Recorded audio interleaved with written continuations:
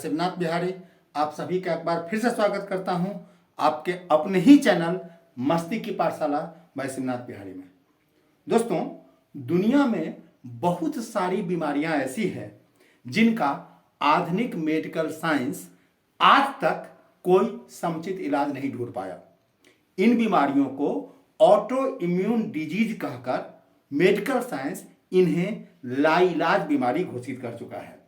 अगर कोई भी व्यक्ति इनमें से किसी भी बीमारी का शिकार होता है तो वह जीवन भर दवाओं व डॉक्टरों के रहमो करम पर ही जिंदा रहता है।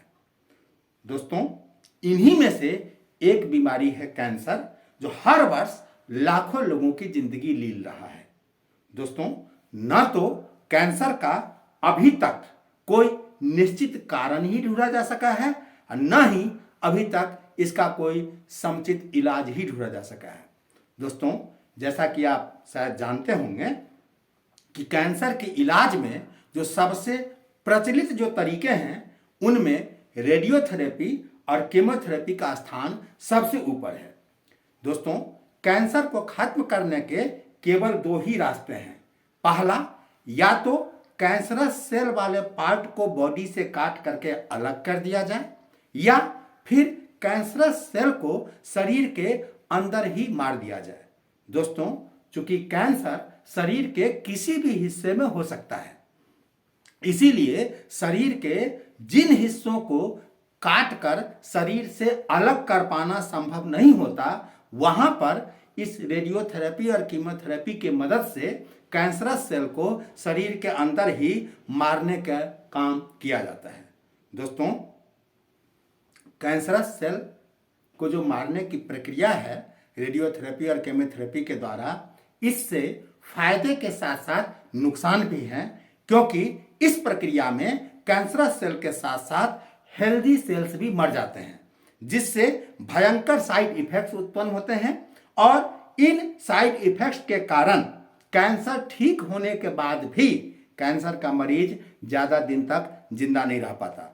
दोस्तों, एक सर्वे के अनुसार कैंसर होने पर कैंसर के कारण आदमी जितना जल्दी नहीं मरता, उससे जल्दी वो रेडियोथेरेपी और कीमोथेरेपी का उपचार लेने पर मरता है।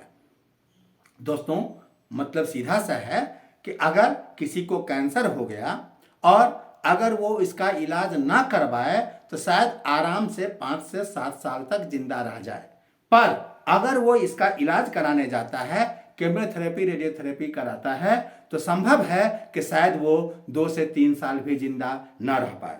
दोस्तों, कैंसर क्यों होता है, इस विषय पर विस्तार से जानकारी के लिए मैं आपके लिए एक अलग से वीडियो लेकर आऊंगा। फिलहाल आप इतना समझ लीजिए कि कैंसर चाहे जिस किसी भी कारण से हो, उसके पीछे सबसे बड़ा जो कारण है उसे मेडिकल साइंस की भाषा में शरीर के अंदर सेलुलर डीजेनरेशन कहा जाता है। सेलुलर डीजेनरेशन यानी कोशिकीय क्षय। दोस्तों, कोशिकाओं के ऊपर फ्री रेडिकल्स के हमले होने से कोशिकाओं का क्षय होने लगता है, जिससे कोशिकाएं बीमार होने लगती है और इस कारण शरीर में अलग अलग बीमारियां पैदा होती है।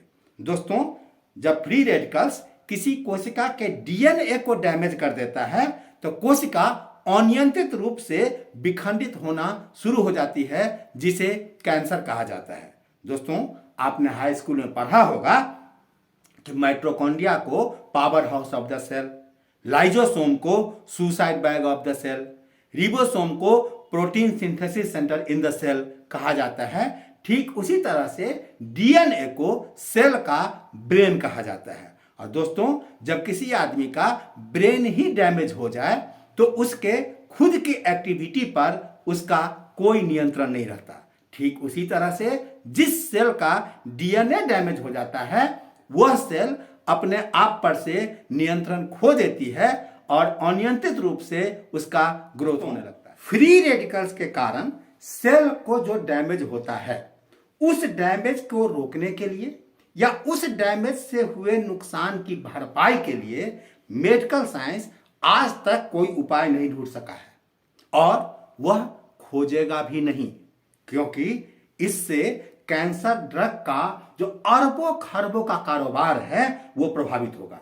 दोस्तों, आज मैं कैंसर की रोकथाम और उसके इलाज के लिए आपको एक ऐसा उपाय बताने जा रहा हूं जिसमें 1 रुपए का भी खर्च नहीं है और कैंसर चाहे किसी भी स्टेज में पहुंच चुका हो, आप उसकी रोकथाम व उसका उपचार घर पर रहकर ही कर सकते हैं। दोस्तों, आज का वीडियो बहुत ही अधिक इंफॉर्मेटिव होने वाला है, इसलिए आपसे आग्रह है कि आप इसे स्किप बिल्कुल नहीं कीजिएगा। दोस्तों, आइए वीडियो शुरू करते हैं। दोस्तों, वीडियो शुरू करने से पहले आपसे एक आग्रह करना चाहूंगा कि यदि आप हमारे इस चैनल पर नए हैं, यानी आपने अभी तक हमारे इस चैनल को सब्सक्राइब नहीं किया है, तो काइंडली इसे जरूर सब्सक्राइब कर लीजिएगा। बेल आइकन को प्रेस करके नोटिफिकेशन भी ऑन कर लीजिएगा ताकि हमारा हर वीडियो आप तक समय से पहुंचे। कैंसर की रोकथाम व उपचार के लिए मैं आज जिस सिद्धांत की बात करने जा रहा हूं उसे ऑटोफैगी या कीटो डाइट सिद्धांत कहा जाता है। दोस्तों, ये ऑटोफैगी या कीटो डाइट सिद्धांत क्या है और कैसे काम करता है, इसे समझाने के लिए आगे मैं जो कुछ भी कहने जा रहा हूं इसे आप ध्यान से सुनिएगा। दोस्तों, अमेरिका में एक प्रांत है अलास्का। यहां पर गर्मियां तो ठीक ठाक कट जाती है, पर शीतकाल में तापमान इतना अधिक कम हो जाता है कि मनुष्य फ्रिज का उपयोग खाना को ठंडा रखने के लिए नहीं बल्कि खाना को गर्म रखने के लिए करता है। दोस्तों, अगस्त के बाद तो यहां बिल्कुल अंधेरा हो जाता है, मतलब 4-5 महीने की रात। मनुष्य तो फिर भी तकनीक के सहारे रह लेता है, लेकिन बेचारे पशु पक्षी क्या करें। दोस्तों, यहां पर गॉडविट्स नामक पक्षी पाए जाते हैं। अगस्त के महीने में उनके साथ भी समस्या होती है कि वे क्या करें, ठंडक में ठंड से मर जाएं या फिर दूसरी ओर हजारों किलोमीटर दूर फैला हुआ जो प्रशांत महासागर है उसको पार करके ऑस्ट्रेलिया पहुंच जाएं, जहां दिसंबर का महीना गर्म और जून का महीना ठंडा होता है। दोस्तों, 10,000 किलोमीटर में फैले प्रशांत महासागर को पार करना बिल्कुल असंभव दिखता है, क्योंकि न तो रास्ते में कहीं रुक सकते हैं और न बीच समुद्र में कुछ खाने को ही मिलेगा। ऐसी स्थिति में समुद्र में ही गिरकर मर जाना बिल्कुल तय है। दोस्तों, एक ओर समुद्र और दूसरी ओर ठंड, यानी एक ओर कुआं और दूसरी ओर खाई। मरना तो किसी भी हाल में है। अगर ठंड से बच गए तो समुद्र में जाकर मरेंगे और समुद्र से बच गए तो ठंड में मर जाएंगे। इसीलिए ये जो पक्षी हैं वो बैठे बैठाए मौत को गले लगाने की तुलना में लड़कर मरने का विकल्प चुनते हैं और ये समुद्र को पार करने का निश्चय करते हैं। दोस्तों, यहीं से आपको ऑटोफैगी बढ़िया से सिद्धांत में समझ में आएगा, इसलिए ध्यान से सुनिएगा। दोस्तों, जब गॉडविट्स पक्षी ऐसा निर्णय ले लेते हैं तो इनके जीवन की लड़ाई आरंभ हो जाती है। ये पक्षी एक ऐसी कठिन ट्रेनिंग पर निकलते हैं कि पूछिए मत। वे बिना कुछ खाए पिए अपने शरीर को ऑटोफैगी प्रक्रिया में ले जाते हैं। दोस्तों, अब आपके मन में सवाल होगा कि आखिर ये ऑटोफैगी है क्या। तो दोस्तों, जब आप कुछ भी नहीं खाते हैं तो आपका शरीर सबसे पहले आपके शरीर में जो भी अनुपयोगी कोशिकाएं हैं ना, उन्हें नष्ट करना शुरू कर देता है, उन्हें त्याग देता है। इसी ऑटोफैगी पर रिसर्च करने के लिए साल 2019 में 3 वैज्ञानिकों को मेडिसिन के क्षेत्र का नोबेल दिया गया है। दोस्तों, यह ऑटोफैगी जो है वो शरीर का एक नेचुरल डिफेंस सिस्टम है जो शरीर को बिना खाए पिए स्वस्थ रहने में मदद करता है, साथ ही बैक्टीरिया वायरस से भी लड़ने में मदद करता है। दोस्तों, मेडिकल साइंस ने इस प्रक्रिया को कई बीमारियों के उपचार में काफी मददगार पाया है और इन्हीं बीमारियों में से एक कैंसर भी है। दोस्तों, अब लौटते हैं मूल विषय पर, यानी उस गॉडविट्स पक्षी के बारे में। दोस्तों, गॉडविट पक्षी जो है जब इस ऑटोफैगी प्रक्रिया के तहत अपने शरीर का लगभग 25% वजन कम कर लेते हैं तो इससे उनका शरीर और अधिक ऊर्जावान हो जाता है। इसके बाद फिर वो दूसरी प्रक्रिया शुरू करते हैं और इसमें वो क्या करते हैं, एक्स्ट्रा फैट डाइट लेना शुरू करते हैं।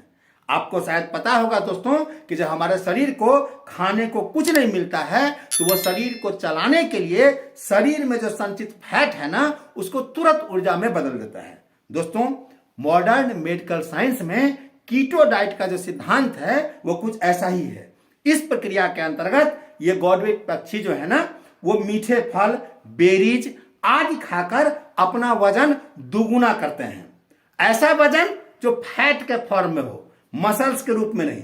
दोस्तों इस बार ये गॉडविट पक्षी जो है वो उस कठिन यात्रा पर निकल पड़ते हैं। 8-10 दिन की कठिन यात्रा पर वे बिना रुके, बिना खाए, दिन रात लगातार उड़ते हुए वो 10,000 किलोमीटर का सफर तय कर 8-10 दिन के बाद वो ऑस्ट्रेलिया पहुंचते हैं। वहां भर ठंडक रहते हैं और फिर गर्मी में एक बार फिर से यही प्रक्रिया अपना करके वापस ऑस्ट्रेलिया चले आते हैं। दोस्तों इन 8-10 दिनों में जब वो कुछ भी नहीं खाते पीते हैं उस समय इनके शरीर में जो फैट बचा हुआ है, फैट संचित है, जो कि यात्रा शुरू करने से पहले वो अपने शरीर में जमा कर लेते हैं, वो ईंधन का काम करता है। और दोस्तों ये वर्ष में ये प्रक्रिया 2 बार दोहराते हैं। इस वजह से गॉडविट पक्षी जो है वो सबसे लंबे समय तक जीवित रहते हैं। दोस्तों ऑटोफैगी सिस्टम जब काम करना बंद कर देता है तो बुढ़ापा आने लगता है, साथ में लाइफस्टाइल डिजीज भी शुरू हो जाते हैं। दोस्तों आज हम पश्चिम के प्रभाव में आकर भले ही अपनी परंपराओं व रीति रिवाजों को मानने वाले लोगों को दकियानूसी सोच का कह करके धिक्कारते हैं, पर हमारे पूर्वज बहुत ही बुद्धिमान थे।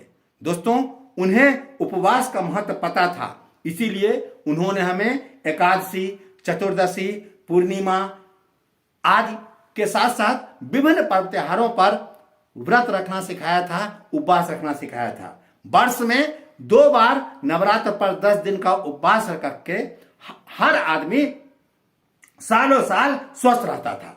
दोस्तों हम अपनी पुरानी परंपराओं को तब मानते हैं जब पश्चिम का कोई आदमी उस पर नोबेल लेकर के उसको सिद्ध कर देता है। दोस्तों हम हर गलत बात को डिफेंड जरूर करते हैं, लेकिन अपनी सही बातों को भी मानने के लिए कई तरह के तर्क का कौन कहे कुतर्क पर भी उतर जाते हैं। दोस्तों इंसान भूख से नहीं मरता, अनावश्यक व स्वाद रूपता के कारण वो असमय मर रहा है। अतः उपवास के महत्व को समझना होगा। सप्ताह में 1 दिन तो उपवास होना ही चाहिए। दोस्तों मैं पिछले 5 सालों से हर हफ्ते गुरुवार को उपवास रखता हूं। आप भी ऐसा कर सकते हैं, आप कोई भी दिन चुन सकते हैं। और दोस्तों मेरा यकीन कीजिए, केवल इतना भर करने से आप BP, sugar, heart blockage, obesity सहित कैंसर जैसी बीमारियों से भी बच सकते हैं। दोस्तों कैंसर जैसी बीमारी के इलाज के लिए ऑटोफैगी व कीटो डाइट की प्रक्रिया अपनाने से पहले आप इसके जानकार आदमी से जरूर सलाह ले लें, क्योंकि कैंसर के अलग अलग स्टेज और रोगी के फिजिकल कंडीशन के आधार पर इस प्रक्रिया में थोड़ा बहुत अंतर करना होता है। चाहे तो आप मेरी भी से मदद ले सकते हैं, मैं भी आपको काफी हेल्प कर सकता हूं।